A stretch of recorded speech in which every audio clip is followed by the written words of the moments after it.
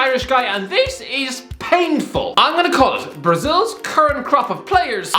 There is not a better squad in international football. Yes, it's better than England's. I mean, bar none. For years now, the Brazil team has been a bit of a joke in serious decline. You know, football's answer to The Simpsons. I mean, for the last World Cup, their squad, someone from the Chinese Super League got a plane ticket. I mean, who on earth was Fagner? Wasn't he the guy who was laughed off the X Factor? In 2014, your number one goalie was playing in Canada with Toronto FC. He was a QPR reject.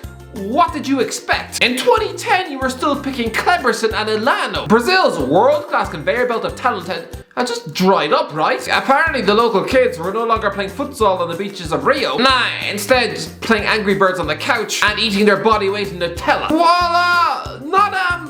Not anymore. Lads, why is nobody making any noise about this? Brazil are back. Look at the level of superstars they have right now. I know that no non-European team has won a World Cup in 20 years, but I don't care. Surely they are red-hot favorites for the title in Qatar. Here's a challenge. I'm gonna try and pick a 23-man Brazil squad for the World Cup, and it's gonna be one of the most sickeningly brilliant squads on the planet. It's just ridiculous. Narrowing it down to 23, it's impossible. There's world-class talent in every position on the pitch. Right, let's go. Goalkeeper, ALISSON, BECKER.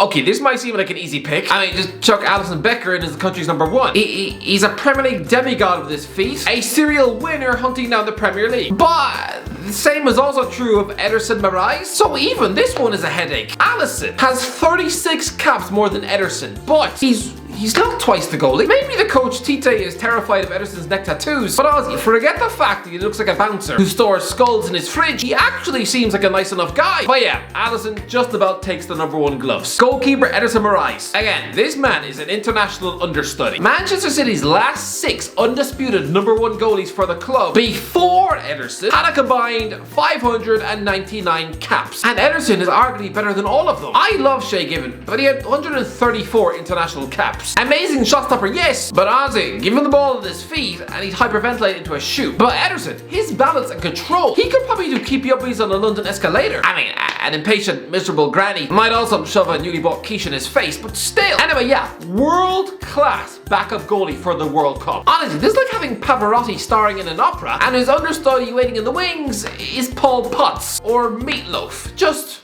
not bad at all. Goalkeeper Everson. Yeah, pretty simple this. 31-year-old Atletico Mineiro number one Everson. In another life, yeah, he'd be Brazil's number one, but instead, nah, just go and make the coffee for the 2 Premier League superstars. Right back Danilo. So here we've got the number one right back, Danilo. I mean, I know this country has a pretty proud record of producing unquestionably, devastatingly world-class right backs. Carlos Alberto, Cafu, Dani Alves, even Maicon before Gareth Bale burst his brain. He was recently found playing in San Marino. It's just a bit sad. I mean, it's like finding out that the guy who played Gandalf is now pooing into a bag in some 3-star nursing home in Killaloe. But Danilo is not on that level. Man City fans will remember him as that underwhelming sack of potatoes who Guardiola couldn't wait to shuffle out the door. But lads, he's rebuilt his career at Juventus. He's 30 years old, got nearly 50 Brazil caps. He could also play as a centre back in the back 3. No brainer, get him on the plane. Right back Dani Alves.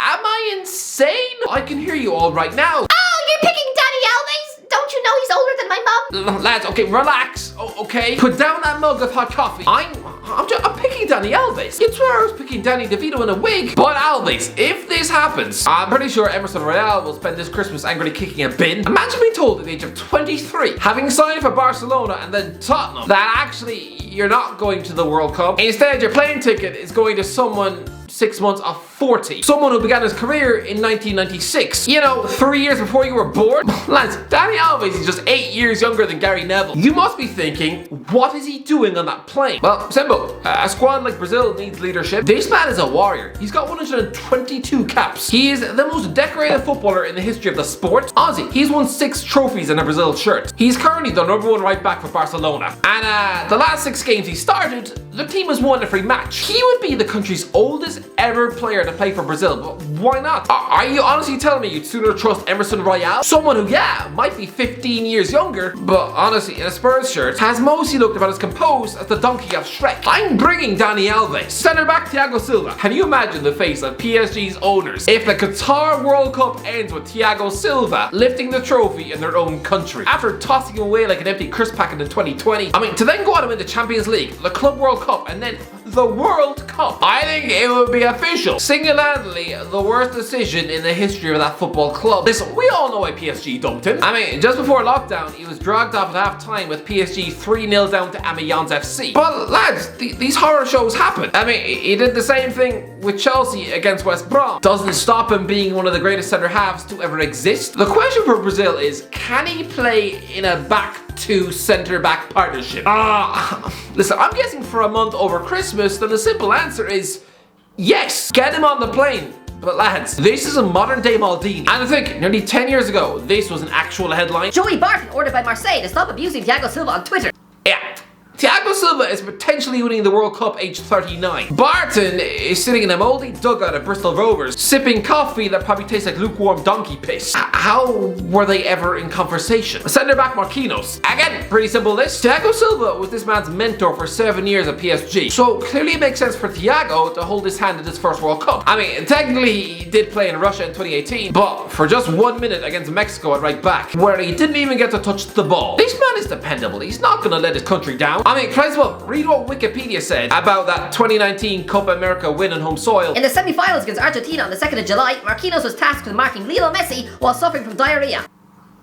Good Christ, trying to deal with the best dribbler in the history of the sport when you've got a volcano of wet treadies and last night's Indian food trying to tear their way out of your bum? Honestly, sounds about as much fun as sitting beside Susan Boyle on a plane. Honestly, Thiago Silva and Marquinhos, they've played in a Champions League final together.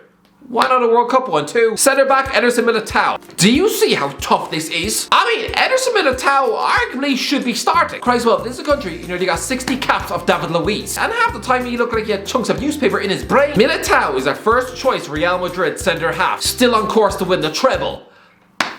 Sort of. A former Porto defender who now plays for Real Madrid. You might think, oh, is this what it would have looked like if Pepe had declared for Brazil? Well, no, because Militao doesn't look like someone who probably decapitates grandmothers in his sleep. He's not someone who's going to randomly punch the postman in the face. But this man is a brilliant centre-half, and honestly, if Marquinhos had not spent a decade living out of Thiago Silva's shoe in Paris, then yeah, he would be my starting 11. But nah, I just think their relationship should keep their place in Qatar. Sorry, Eder, take your place on the bench. Centre-back Gleison Bremer. And yeah, this is the moment where I have angry Arsenal fans wanting to shove my face on a barbecue. The last centre-back spot is not going to Gabriel Magalhaes. Instead, Gleison Bremer of Torino. I know it's harsh, and it makes me look like a 7th hipster who enjoys drinking refined coconut milk out of a Peruvian flute. It's tough. This man surely deserves to be in the squad. He's had a great season, but when you've got an old man like Thiago Silva in the squad too, ideally you want to be able to switch at any moment to a back three. Because I don't know if Thiago Silva can play the back two anymore. Maybe Tite will very quickly discover that actually that proposition looks about as scary as if he were to sleep in a coffin for 2 weeks. So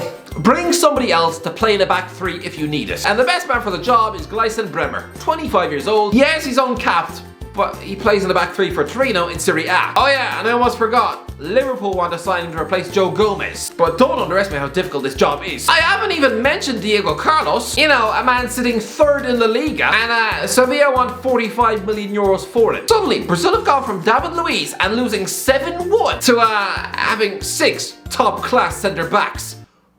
What happened? Left back Alexandro. I wonder how many Premier League merchants think that Alexandro and Alex Telles are the same player. Honestly, for about 10 straight seasons, Porto were always trying to flog a £50 million rated Brazilian left back called Alex. Anyway, there's a 31-year-old with over 250 games for Juventus, but weirdly, has never gone to a World Cup ever. He's gonna be hungrier than Oliver Twist. It's a no-brainer. First choice left back Alex Telles. How weird that fullbacks are the weakest part of Brazil's squad. And I'm not sure why, but he seems like he should have been one of these Brazilians who should have declared for Portugal. Honestly, like Deco or Pepe, this guy, he just seems suited to wearing a Portugal shirt. Maybe it's because he looks like he plays poker nights with Bruno Fernandes at Ronaldo's house. I don't know, he just seems Portuguese. Anyway, go on. He's a decent left back with a wicked delivery from set pieces. Yeah, Brazil's second choice left back. Midfielder Casemiro. Well, this is obvious. A midfielder with over 300 games for Real Madrid, 4 Champions League medals in his locker, one of the greatest defensive midfielders in the game. Get him in the starting 11. Midfielder Fabinho. Again, this isn't even a question. Brazil have 2 of the greatest defensive midfielders on the planet. They don't actually need Fernandinho anymore. I mean, who saw this guy being this good when he left Monaco for Liverpool? He has gone on to another level. He is a sickeningly good player who can take a monster penalty. Honestly, I know he hasn't scored for his country yet, but if I'm Brazilian, I'm sooner trusting him to take the penalties at the World Cup than Neymar. But 2021 was his breakout year with Brazil. He was completely ignored for the 2018 World Cup, instead losing out to Paulinho and Renato Augusto, who was rotting away in a Chinese village. I mean, come on. This man is world class. Get him in the starting 11. Midfielder Bruno Guimaraes. This is going to sound weird. A world-class Brazil team brimming with superstars, and I'm encouraging you to start a midfielder from Newcastle? I know, it sounds weird. It's like me encouraging Britney Spears to go on a date with an elderly Geordie man who sells milk out of his van. But no, lads, this guy is the modern-day Yohan Cabaye, but even better. He's 24, a £40 million superstar who honestly is going to take the Premier League by storm. He is silky, got a brilliant first touch, has an engine, strength on the ball. He is the complete midfielder. Put him in a team with Fabinho and Casemiro, give him a license to roam forward, and honestly, he could be the player of the World Cup. Midfielder Fred.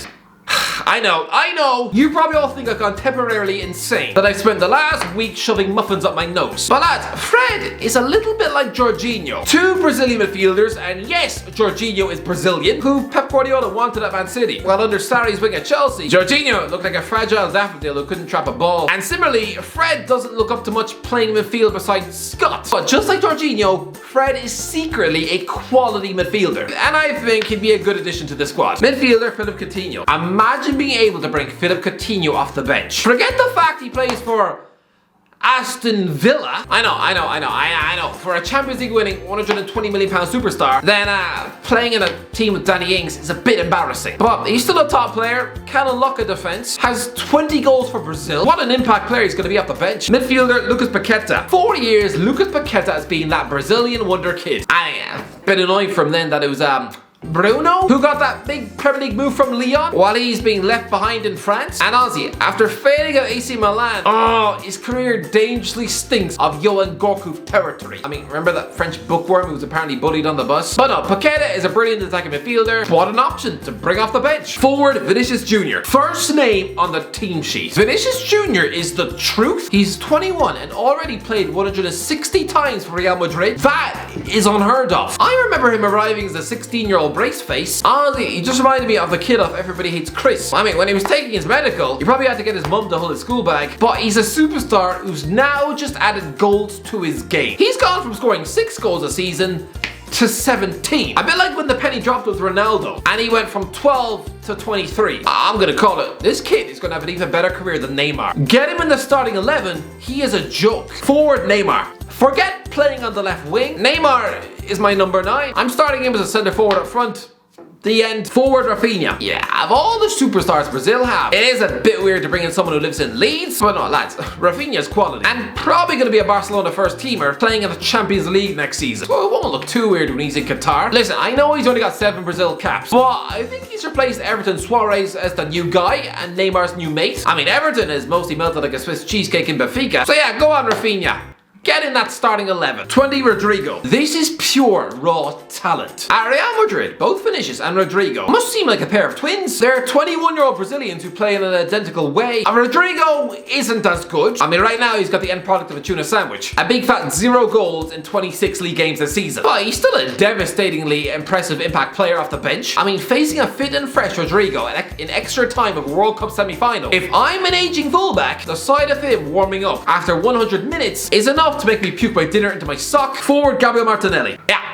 No Richarlison in the squad. I know this probably sounds like Brazilian sacrilege, right? But no. Has nobody paid attention to the utterly pig-rotten bagel of a season he's had at Everton? No, I'm sorry. I'm not rewarding a relegation scrap and playing in a team with Mason Holgate with a place in Brazil's ridiculously talented squad. Sorry, no. He can spend his Christmas drinking milk on the couch in Liverpool. I don't care if he does play well for Brazil. No, I'm taking a gamble and picking Gabriel Martinelli instead. Now, he doesn't have the goals to his game, but this man has shown more hunger, fight, and exciting, unpredictable skill for Arsenal. This season, Richarlison just looks like a moody Agbonlahor. And honestly, if Tite puts him in the squad ahead of Martinelli, it's an absolute disgrace. Forward, Roberto Firmino.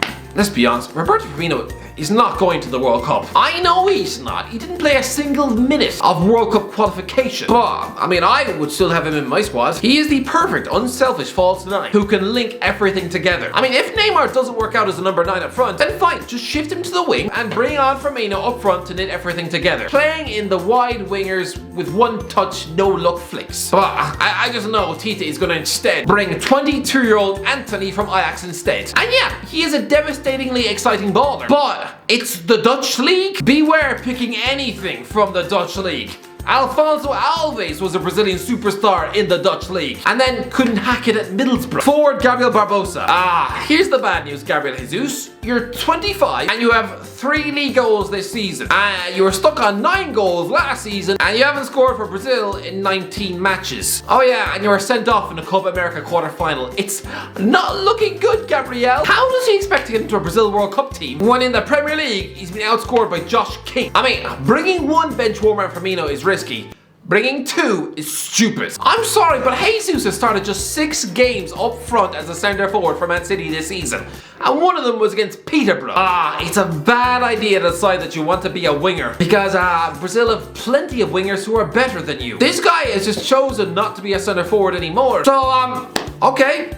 I'm gonna bring Gabriel Barbosa instead. Yes, Jesus is a better player, but at least this guy backs himself in front of goal. Yeah, he sounds like that drunken captain of the Black Pearl. Yes, he failed at Inter Milan, but he scored 34 goals for Flamengo last season, 27 the year before, 43 the year before that, and 27 before that with Santos. He is a 25-year-old goal machine in Brazil. I mean, what sort of country ignores bringing the superstar of their own league to the World Cup? Apparently he's got a giant ego, but is that a bad thing? It's confidence. Get him to the World Cup.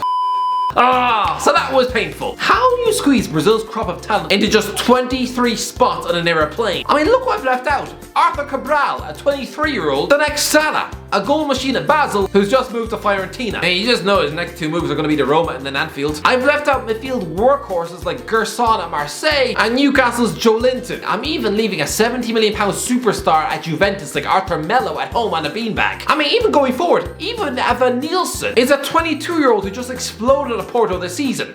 Yeah, 4 goals last season. Oh, just the 18 this time out. You do not understand how close he was getting into the squad ahead of Firmino. I mean, even the forgotten players like Malcolm, Lucas Moura, Tete, David Neres, even Oscar is still alive. Who else? Philippe Anderson, Claudinho, Matheus Pereira. I mean, remember all the Man United transfer talk about Matheus Henrique or Rainier Jesus? Carlos Vinicius was supposed to be the next Adriano. Honestly, lads, it's a bad time to be Brazilian. This is a sickeningly good squad. How do you choose? How do you narrow this down? Who do you leave at home? Honestly, anyone facing this team at the World Cup, be scared. Anyway, that's people. What do you think? Or let me know in the comment section below. What do you think? Let me know your 23-man squad and your starting line for Brazil. If you enjoyed the video, don't forget to subscribe as always. I'll talk to you in a while.